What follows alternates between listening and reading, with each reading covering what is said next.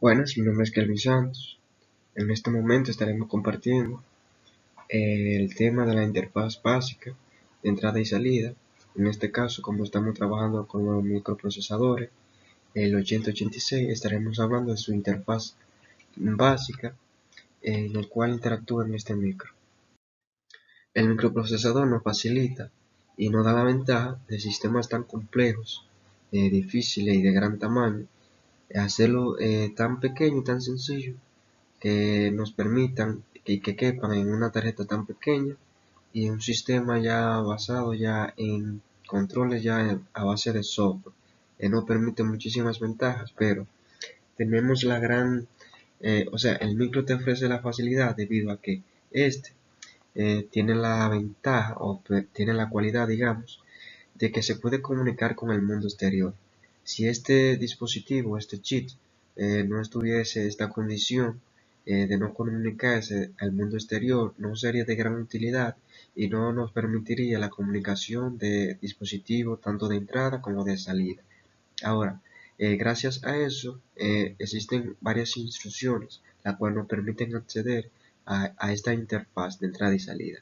Que esas instrucciones son, como dice aquí, la llamada instrucción out, la cual es una de las instrucciones que nos permiten transferir información de un dispositivo de entrada o de salida, y la otra que es la instrucción in, la cual nos permite leer esa información que se almacenó a través de la instrucción out y así leer esta instrucción a través de, valga la redundancia, de la instrucción in. Bueno, como dijimos ahorita, las instrucciones in y out nos ayudan a transferir información o a recibir, leer o transferir, como se pueda entender. Ahora, estas instrucciones, estas ejecuciones de ya sea de leer o de ejecutar estos datos, eh, esto ellos lo hacen a través de un registro y es a través del registro del 8086, el registro acumulador, ya sea en la parte del registro completo o ya sea en la parte baja del registro del microprocesador que utilizamos. Ahora, esas informaciones, ellas se almacenan en el registro de X, pero almacenarse en el registro X, estas informaciones se almacenan, por lo general, el Intel los clasifica dependiendo de la dirección, ya sea en dirección fija, la que se almacenan de 8 bits, o en dirección variable, la que se almacena en 8 bits. La que se almacena en una de 8 bits, en lo general se almacena en una memoria ROM. Y esta, la dirección variable, se llaman así debido a que se almacena en el registro de X y luego pasa lo que a dirección y luego la utilizamos para el direccionamiento de lo que son los dispositivos de entrada y de salida que estamos utilizando. Aquí, como podemos ver, de la interfaz básica, como dijimos, la instrucción in y out, tenemos a in y cuando usamos solamente la parte baja del registro AX, perdón, con DX, solamente utilizamos una anchura de los datos de 8 bits y esto nos indica que se introduce lo que es un byte o 8 bits en el registro AL, la parte baja, el direccionamiento que posee de X. Ahora, en esta parte, en int AX de X, ya utilizamos una anchura de datos, lo que es un equivalente a 16 bits o a 2 bytes. Y aquí se introduce el direccionamiento o la palabra o el dato, la información que tenga de X al valor de AX, el registro de AX. Ahora, lo que podemos ver aquí, por ejemplo, out de X a L. Usamos la parte baja de AL con una anchura de 8 bits. Y ahora se ejecuta lo contrario a la operación de arriba. Se envía un byte desde AL hacia DX, hacia el registro de X. Y aquí también tenemos out de x de ax de 16 bits, se envía una palabra desde ax hacia el puerto que direcciona, digamos, el registro ax. Ya esto, ya eso son los otros registros, o sea, las otras instrucciones de in y out, ya son ya para, digamos, micros más avanzados, ya sean de 32 bits en adelante, pero nuestro microprocesador 186 solamente maneja de 16 bits, y que lo cual podemos dar en de 8 y 16 bits un registro. Cabe destacar que siempre que se transfieren los datos de un registro a otro mediante la instrucción ya digamos in y out, esa dirección aparece inmediatamente lo que es en el bus de direcciones del microprocesador o del dispositivo de salida, entrada o salida que estamos utilizando. Es una parte que hay que tener clara, ya que esta información va a aparecer en ese bus. Eh, Entre la interfaz básica de entrada y salida existen la interfaz aislada y lo que es la interfaz por asignación de memoria, que no son más ni menos que métodos que utilizamos para conectar, como dice aquí, la entrada y la salida del microprocesador para que de esta manera se ejecuten las funciones. Por ejemplo, la entrada y salida aislada del micro. En el esquema de esta instrucción utilizamos lo que son las instrucciones in, out y out. Estas transfieren datos utilizando lo que es la parte del registro acumulador, digamos AX, del microprocesador, en nuestro caso 8086, o una memoria que específica, y el dispositivo de entrada o de salida que estamos utilizando en dicho circuito. Esta es una de las técnicas más comunes, la cual utiliza Intel para adicionamiento de dispositivos aislados. También es conocida como puertos, y esto se llama aislada debido a que aquí, por ejemplo, podemos ver en esta imagen en que la memoria y el bus de direcciones están unidos, y eso es porque debido a eso que se llama entrada y salida aislada. O sea, están separadas, perdón, no están unidas, sino separadas. La memoria está separada. Y dice aquí que la dirección para el dispositivo de entrada aislado, conocida como puerto, están separados de la memoria. La entrada y salida de los dispositivos están separados del dispositivo, digamos del microprocesador, que es nuestro dispositivo. Como los puestos están separados, el usuario puede expandir la memoria a su tamaño completo sin utilizar el espacio de dispositivos de entrada y salida. Eso lo vamos a ver más adelante porque es la ventaja de este sistema de entrada y salida aislada, el cual como dijimos, la entrada y salida están en un lado y lo que es la parte de la memoria está en otro lado, lo cual no es una ventaja a nosotros como usuarios, debido a que nos permite el acceso a tener el espacio completo de lo que es la memoria que estamos utilizando. Si es de 1 mega, utilizamos los 1 mega y no, por ejemplo, en el caso que viene ahora, que utilizamos una parte para la memoria y de esa memoria utilizamos una parte, lo que es para la entrada y la salida de lo que es dispositivo. Pero en este caso tomamos todo por completo lo que es la parte de la memoria, ya que están aislados ambos sistemas. Vamos a ver ahora lo que es el caso contrario, el cual es el entrada y salida por asignación de memoria. Por ejemplo, en el esquema de entrada y salida de memoria, por asignación, cualquier instrucción que haga referencia a la memoria puede ser utilizada para la transferencia. Esa es la ventaja que tiene este sistema. Cualquier instrucción que permita, no especifica cuál, sino cualquiera. Cualquiera de esas instrucciones que haga ya la referencia a utilizar ya o a transferir datos a este sistema o a este micro, es útil y válido para esta asignación, pero tiene una desventaja, y es que utiliza una parte, como dijimos ahorita, una versión del sistema de memoria como mapa del espacio de lo que es el entrada y la salida. Por ejemplo, como vemos aquí tenemos una memoria que va desde 000 hasta FFFF, pero aquí utilizamos aquí, por ejemplo, una parte de la memoria, pero entre la memoria tenemos un espacio para el dispositivo de entrada y de salida, que es la desventaja que posee este sistema, esta asignación, que la memoria se compartimenta en dos espacios, el cual es un espacio para la memoria, y dentro de la memoria se toma un espacio para los dispositivos de entrada y de salida.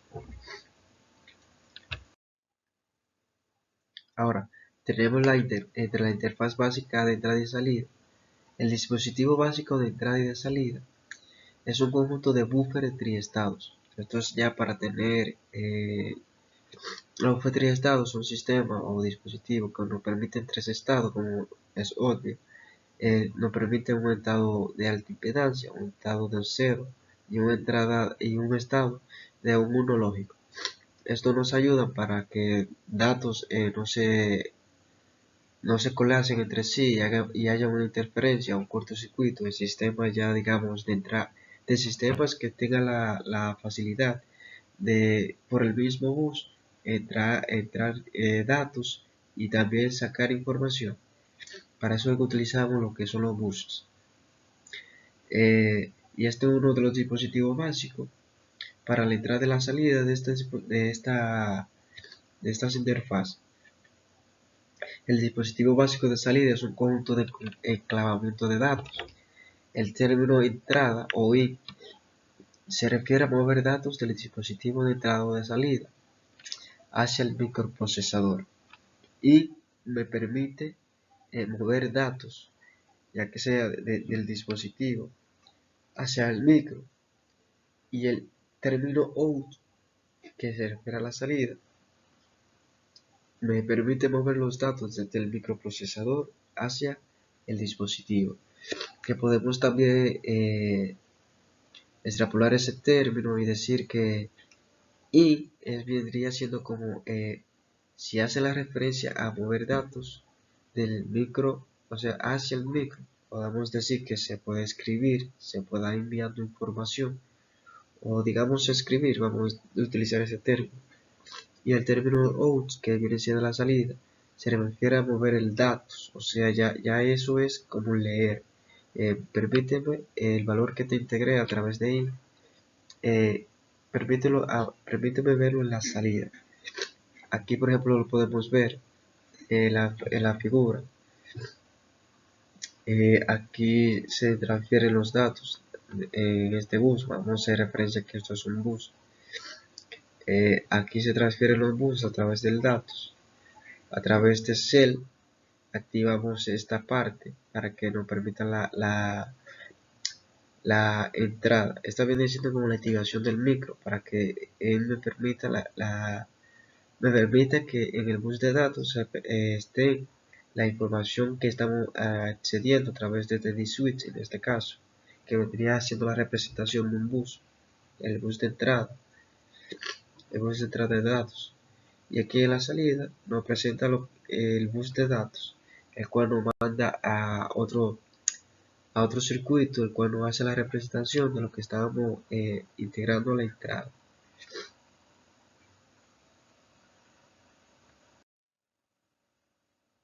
Aquí tenemos la interfaz básica de salida, que es lo que complementa el circuito anterior.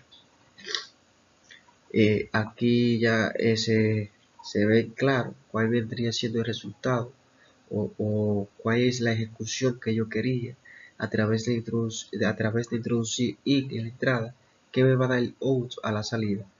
Si introducimos a través de el bus de datos información de que me prenda, por ejemplo, los primeros 3 letras, representándome el 7 en decimal, en binario, perdón, se nos va a representar a través del bus, el bus de datos, el bus de la salida aquí, el bus de la salida de datos, pero este viene a través de un pulso del cel, que es pulso de reloj, pero también esto se va a llevar a cabo, ya que el microprocesador va a permitir que a través de los buffers triestados, ya sea poniendo en alta impedancia la entrada para que no se ejecute la transferencia de información mientras él está sacando información, hace que se ponga en cero o se ponga en alta impedancia para que así se ejecute lo que es la salida de la información.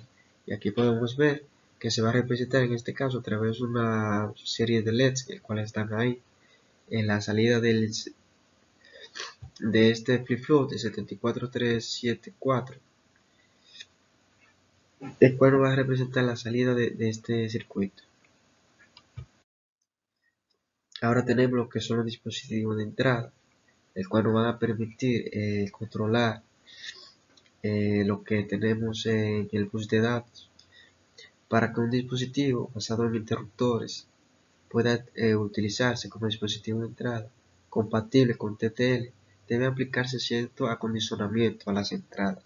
Esto es para eliminar lo que son las señales de rebote, que no son más ni menos que cuando le damos a un interruptor, este no nos manda un pulso cuadrado, digamos, eh, o una señal cuadrada perfecta, sino que se mantiene oscilando o haciendo vibraciones como si fueran ruido, debido a que ese pulso no es constante. Entonces aquí lo que se hace es que se hacen unas cuantas, digamos, acondicionamiento. Entre ellos sería poner una resistencia de pull-up o una resistencia de pull-down. Eso es para ya sea atenuar lo que son esos rebotes, para que se pueda observar lo que es un 1 lógico o lo que es un 0 lógico, y no se quede en tanto un 0 o un 1, sino para que esa señal sea precisa y sea, digamos, no permita un error en cuanto a la asimilación de ese valor, sino que sepa cuándo es un 1 y cuándo es un 0. Para eso se utilizan estos sistemas. Por ejemplo, aquí tenemos para la eliminación de rebotes convencionales, y aquí tenemos esta que es para la eliminación práctica de los rebotes, pero también podemos hacerla así a través de una resistencia o a través de dispositivos, ya sea flip-flop, con puertas NAND en este caso, o a través de buffer con puertas NOT. También podemos hacerlo a través de buffer o otros sistemas, TTL como dice aquí, y así sucesivamente, para mantener el control de lo que es la entrada. Ahora, los dispositivos de salida, ya esos son lo que nos van a representar lo que son las entradas, pero tenemos que tener en cuenta que estamos utilizando no un sistema de potencia en cuanto nos referimos a lo que es el microprocesador, sino que estamos utilizando un circuito ya que es prácticamente basado en circuitos digitales, digamos CMOS o TTL, y tenemos que tener en cuenta cuando estamos trabajando con el microprocesador ciertos parámetros. Por ejemplo, antes de poder conectar cualquier dispositivo de salida en el microprocesador, el 8086, debemos tener en cuenta cuáles son los voltajes y la corriente que el micro maneja, o cuál es el componente de interfaz del TTL. Los voltajes son compatibles con los circuitos TTL, como dijimos, la lógica transitor del microprocesador o del elemento de la interfaz.